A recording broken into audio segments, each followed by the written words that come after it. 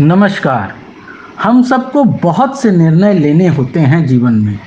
निर्णय व्यक्तिगत हो सकते हैं, पारिवारिक, सामाजिक, राष्ट्रीय या अंतर्राष्ट्रीय भी हो सकते हैं। निर्णय ऐसे भी हो सकते हैं जो बस आपको ही प्रभावित करते हों या बस एक को प्रभावित करते हों, या उसका दायरा बड़ा भी हो सकता है। एक बात तो तय है कि कोई भी निर्णय किसी न किसी परिणाम से जुड़ा होता है और हर परिणाम का अपना प्रभाव होता है, और कोई भी प्रभाव अच्छा या बुरा हो सकता है। ऐसे में निर्णय लेना एक जिम्मेदारी का काम बन जाता है। तो आखिर निर्णय कैसे लें कि वह सही हो? आइए हम यह जानने का प्रयास करते हैं। पहले निर्णय कितने प्रकार के हो सकते हैं यह समझते हैं। निर्णयों का प्रकार अलग अलग संदर्भ में अलग अलग वर्ग में विभाजित कर किया गया है। मुख्यतः दो प्रकार के ही निर्णय माने गए हैं। एक है कार्यात्मक या प्रोग्राम निर्णय, और दूसरा है अकार्यात्मक या नॉन प्रोग्राम निर्णय। कार्यात्मक का मतलब होता है प्रोसेस बेस्ड या पूर्व निर्धारित तरीकों से किया गया या लिया जाने वाला निर्णय। अकार्यात्मक का अर्थ है तत्कालीन या विशेष परिस्थिति में किया गया निर्णय। उदाहरण के लिए आपके घर में रोज भोजन बनता है और वह आपकी रुचि अनुसार बनता है, लेकिन जब अचानक कोई अतिथि या मेहमान आ जाता है तो तत्काल आप निर्णय लेते हैं और कुछ विशेष भोजन का प्रबंध होता है। यह कोई निर्धारित प्रोसेस या निर्णय के थ्रू नहीं होता। मतलब जब हम निर्धारित प्रक्रिया से हटकर निर्णय लेते हैं तो वह अकार्यात्मक निर्णय होता है। अब कार्यात्मक और अकार्यात्मक निर्णय को भी फर्दर डिवाइड या फर्दर वर्गीकरण किया जा सकता है, और इसमें मुख्यतः स्ट्रैटेजिक या रणनीतिक निर्णय आते हैं, ऑर्गेनाइजेशन या संगठनात्मक निर्णय, ऑपरेशन या कार्यकारी निर्णय, टैक्टिकल या सामरिक निर्णय, बिहेवियरल या व्यवहारात्मक निर्णय, रैशनल या तर्कसंगत निर्णय, रिलीजियस या धार्मिक निर्णय, पॉलिटिकल या राजनैतिक निर्णय, फैमिली या पारिवारिक निर्णय, करियर रिलेटेड निर्णय, डिप्लोमेटिक या कूटनीतिक निर्णय, फिनेंशियल या अर्थव्यवस्था संबंधित निर्णय। अब ये सारे जो प्रकार मैंने बताए ये अपने नाम से ही अपनी व्याख्या करते हैं, तो हम उसके डिटेल में नहीं जाएंगे। बस हम यह समझेंगे कि इतने तरह के निर्णय होते हैं। अब इनमें से ही हम अक्सर जूझते हैं कि आखिर निर्णय कैसे लें। तो आइए अब हम इस पर विचार करते हैं कि निर्णय लेने की क्या प्रक्रिया होनी चाहिए। निर्णय लेने के समय दो परिस्थितियां हो सकती हैं। एक तो आपके पास बहुत सारे ऑप्शन या बहु विकल्प हो, जिसमें से आपको एक विकल्प चुनने का अवसर प्राप्त हो और आप उसके लिए स्वतंत्र हों। दूसरा यह परिस्थिति हो सकती है कि आपके पास विकल्प तो बहुत हैं, किंतु आपके पास ऐसी स्वतंत्रता नहीं है कि आप उन विकल्पों में से किसी भी एक विकल्प को आराम से चुन सकें। अर्थात कुछ ऐसी मजबूरियां हैं जो आप पे ऐसी लिमिटेशन लगा देती है कि बहु विकल्प के होते हुए भी आप किसी एक ही विकल्प को चुनने के लिए मजबूर हों। और तीसरी परिस्थिति यह हो सकती है कि आपके पास एक ही विकल्प है और ऐसे में भले आप स्वतंत्र हैं कि आप कोई भी विकल्प चुन सकते हैं, लेकिन जब आपके पास विकल्पों का ही अभाव है और आपके पास मात्र एक विकल्प है तो फिर से आप उसी विकल्प को चुनने को मजबूर हो जाते हैं। अब यहाँ दूसरे और तीसरे प्रकार में हमारा कोई नियंत्रण नहीं होता, क्योंकि हम मजबूर हैं या किसी कारणवश हमारे पास ये स्वतंत्रता ही नहीं है कि हम किसी दूसरे विकल्प का चुनाव कर सकें, और ऐसे में हम विचार कर भी ज़्यादा कुछ नहीं कर सकते। अब कहा जाता है कि अध्यात्म और दर्शन भी भरे पेट और भरे जेब वालों के लिए ही होता है, क्योंकि जिसका पेट और जेब खाली हो वह अध्यात्म और दर्शन पर क्या ध्यान दे पाएगा। उसका पूरा समय और ध्यान तो भूख मिटाने और पैसे कमाने की जद्दोजहद में ही निकल जाएगा, और ऐसी परिस्थिति में उसके पास अधिक विकल्प ही नहीं होते और बाहरी कारक उसके निर्णय को ड्राइव करते हैं। अब हम बात करते हैं उन निर्णयों की जहां हमें बहुविकल्प या मल्टीपल ऑप्शंस अवेलेबल हैं, साथ ही उनको चुनने की भी स्वतंत्रता है। तब हम सही निर्णय कैसे ले सकते हैं, इसके लिए कुछ बातों का ख्याल रखना बहुत ज़रूरी है। इनमें सबसे पहले है कि हमें यह जानकारी होनी चाहिए कि निर्णय किस संदर्भ में और क्यों लेना जरूरी है, और क्या यह निर्णय लेने का सही समय है या हम और इंतज़ार कर सकते हैं सही समय के लिए, क्योंकि समय से पहले लिया जाने वाला निर्णय गलत आकलन पर आधारित हो सकता है, जो आगे जाकर हमारे निर्णय को गलत कर सकता है।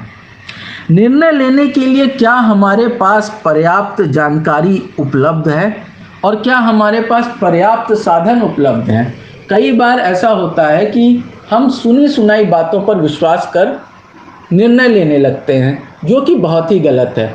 हमें किसी की भी कही बात को सुनकर बिना उस पर तर्क किए, बिना फैक्ट चेक किए, बिना उसकी तह तक गए कोई निर्णय नहीं लेना चाहिए। तो यह बहुत ज़रूरी हो जाता है कि हम अपने बुद्धि विवेक का विश्वास करें, हम अपने बुद्धि विवेक का प्रयोग करें, न कि किसी और के बुद्धि विवेक पर विश्वास करें और किसी और की बातों पर विश्वास कर आंख मूंद कर कोई निर्णय ले लें।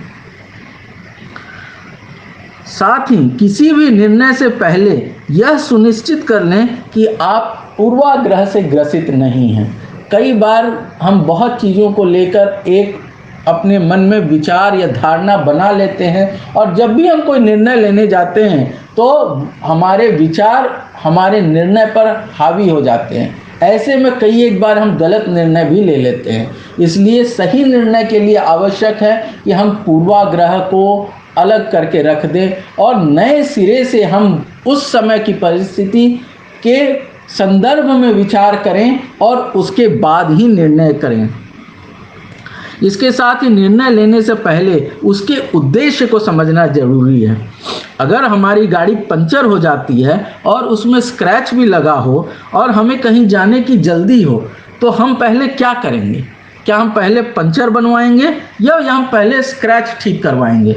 यदि हम पहले पंचर बनवाते हैं तो हम अपनी गाड़ी को चलाकर वह निर्धारित जगह जहां हमें जाना जरूरी है वहां पहुंच सकते हैं, हम अपना काम कर सकते हैं और उसके बाद फिर लौटकर इत्मीनान से स्क्रैच बनवा सकते हैं। यह एक सही डिसीजन कहा जाएगा। लेकिन यदि हम स्क्रैच बनवाने के चक्कर में खड़े हो जाते हैं और उस चक्कर में इतना विलंब हो जाए कि हम अपना काम भी न कर पाएं, तो यह एक गलत डिसीजन माना जाएगा। कहने का यह मतलब है कि हमें अगर कोई डिसीजन लेना है तो हमें अपने कार्यों के क्रम को भी निर्धारित करना पड़ेगा और एक सही क्रम में किया जाने वाला निर्णय सही होता है।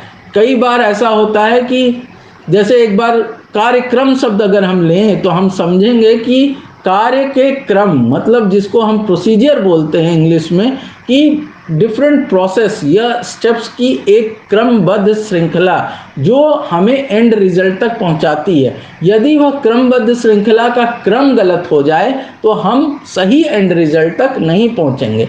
इसलिए कार्यक्रम में, किसी भी कार्यक्रम में कार्य का क्रम बहुत महत्वपूर्ण है और डिसीजन मेकिंग में भी, निर्णय लेते समय भी हमें इस क्रम का ध्यान रखना चाहिए ताकि हम कोई गलत निर्णय ना लें। साथ ही हमें लॉन्ग टर्म और शॉर्ट टर्म गोल्स या हम क्या पाना चाहते हैं शॉर्ट टर्म या लॉन्ग टर्म में, उस पर भी हमारा निर्णय निर्भर करेगा। इसलिए इन दोनों पर विचार करके हमें निर्णय लेना चाहिए। साथ ही हमें ये भी देखना चाहिए कि हमारे निर्णय से कौन और कैसे प्रभावित होगा। इसका आकलन बहुत ज़रूरी है। बिना यह जाने कोई निर्णय ले लेना गलत होता है। और एक चीज़ हमें जो ध्यान रखनी है कि हमें ये भी सोचना है कि यदि भविष्य में निर्णय लेने के बाद हमारा निर्णय गलत सिद्ध हो जाता है तो क्या हम उसके दुष्परिणामों को जानते हैं, और यदि हम उसके दुष्परिणामों को जानते हैं तो क्या हम उसकी भरपाई कर पाने में संभव हो सकते हैं क्या? ये बैकअप प्लान भी हमारे दिमाग में निर्णय लेते समय होना चाहिए।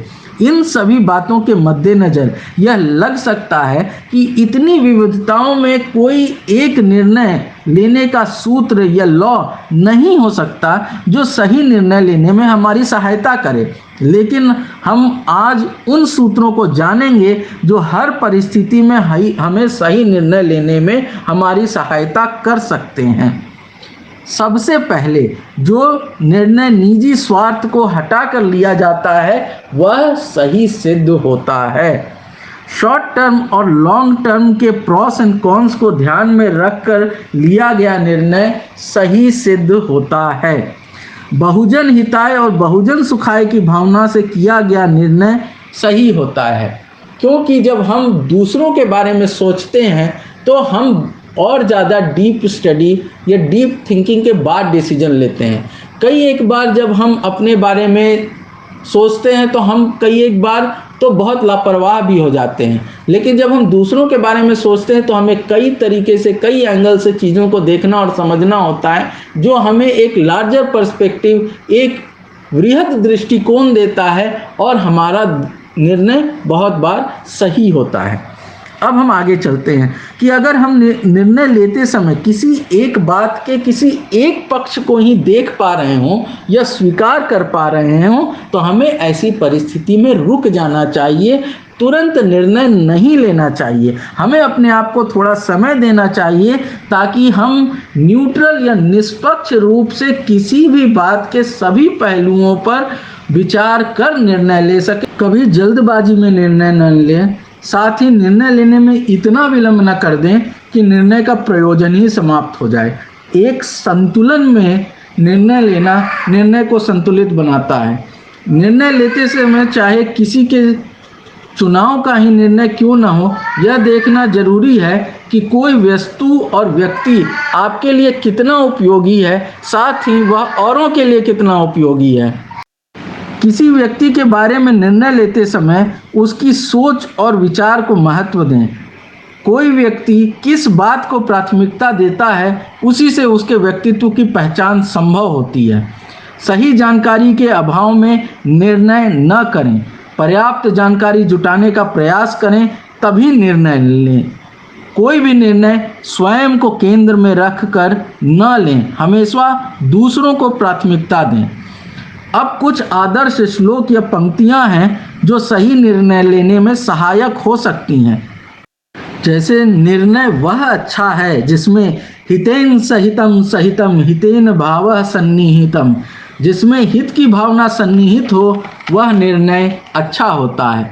परोपकाराय पुण्याय, जिसमें परोपकार की भावना सन्निहित हो वह निर्णय अच्छा होता है। अयम निजः परो व्यक्ति गणना लघुचेत साम उदार चरिता नाम तुम वसुदैव कुटुंबकम, जिसमें यह मेरा है, यह पराया है, यह भावना न होकर उदार भावना होती है, वसुधैव कुटुंबकम की भावना होती है, वह निर्णय उत्तम होता है।